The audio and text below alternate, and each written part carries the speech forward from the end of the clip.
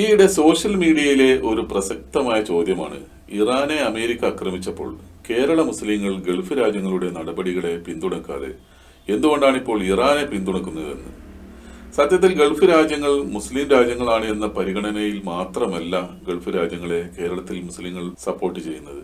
നമ്മുടെ രാജ്യത്തിന്റെ വളർച്ചയിൽ, പ്രത്യേകിച്ച് കേരളത്തിന്റെ വളർച്ചയിൽ നിർണായക പങ്ക് വഹിക്കുന്ന രാജ്യങ്ങളായതുകൊണ്ടുകൂടിയാണ്. ഇത് മുസ്ലിങ്ങൾ മാത്രമല്ല, ഒട്ടുമിക്ക മലയാളികളും ഇതേ നിലപാടുകൾ തന്നെയാണ് പിന്തുടരുന്നത്. അതിൽ യാതൊരു മാറ്റവും ഉണ്ടായിട്ടില്ല.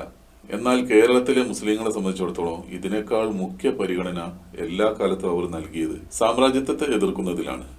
പണ്ട് ബ്രിട്ടീഷ് കൊളോണിയലിസങ്ങൾക്കെതിരെ അവർ പട നയിച്ചിരുന്നെങ്കിൽ ഇന്നത് സിയോണിസത്തിനും ഫാസിസത്തിനും എതിരാണെന്ന വ്യത്യാസം മാത്രമേ ഉള്ളൂ. ആ നിലയ്ക്ക് ഇന്നത്തെ അവസ്ഥയിൽ സാമ്രാജ്യത്വത്തിന്റെ തളനിൽ മുന്നോട്ട് പോകുന്ന ഗൾഫ് രാജ്യങ്ങളെക്കാൾ പല്ലും നഖവും ഉപയോഗിച്ച് സാമ്രാജ്യത്വ അജണ്ടകളെ അടപടലെ എതിർത്ത് ഒറ്റക്ക് പിടിച്ചു നിൽക്കുന്ന ഇറാൻ എന്ന രാജ്യം അവരുടെ ഹീറോ ആകുന്നത് സ്വാഭാവികം മാത്രം.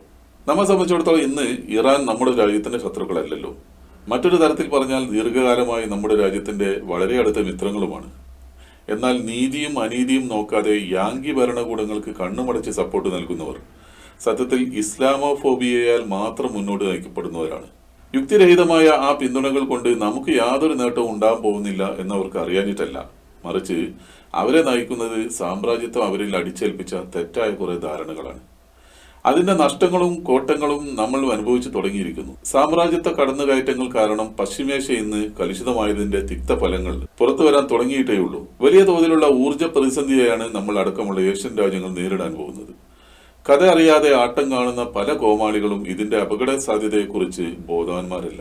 ഈ സ്ഥിതി തുടർന്നാൽ നമ്മുടെ ജീവിതം ദുസ്സഹമാവാൻ ഇനി അധിക സമയം വേണ്ടിവരില്ല. രാഷ്ട്ര നേതാക്കളുടെ വഴിവിട്ട ജീവിതങ്ങളുടെയും തെറ്റായ സമീപനങ്ങളുടെയും ഭാരം പേറുന്നത് എക്കാലത്തും സാധാരണ ജനങ്ങൾ തന്നെയാണ്. മതത്തിന്റെയും രാഷ്ട്രീയത്തിന്റെയും പേരിൽ പരസ്പരം വെല്ലുവിളിക്കുന്ന നമ്മൾ പക്ഷേ പോകുന്നത് ഒരേ പടുകുഴിയിലേക്ക് തന്നെയാണ്. മിഡിൽ ഈസ്റ്റ് രാജ്യങ്ങളിൽ സാമ്രാജ്യത്വം നടത്തിയത് വിദഗ്ധമായൊരു ബ്രെയിൻ വാഷിംഗ് ആയിരുന്നു എന്ന് അവരിപ്പോൾ തിരിച്ചറിഞ്ഞിരിക്കുന്നു. എന്നാൽ യഥാർത്ഥ ശത്രുവിനെ മറച്ചുവെച്ച് ഇല്ലാത്ത ശത്രുവിനെ ചൂണ്ടിക്കാണിച്ച് ഭീതി പരത്തി രാജ്യത്തെ ജനങ്ങളെ വരുതിയിലാക്കുന്ന സാമ്രാജ്യത്വ കഴുകന്മാരുടെ ഇതേ തന്ത്രം ഫാസിസത്തിന്റെ മറ്റൊരു രൂപം മാത്രമാണെന്ന് നമ്മൾ ഇനി എന്നാണ് തിരിച്ചറിയാൻ പോകുന്നത്.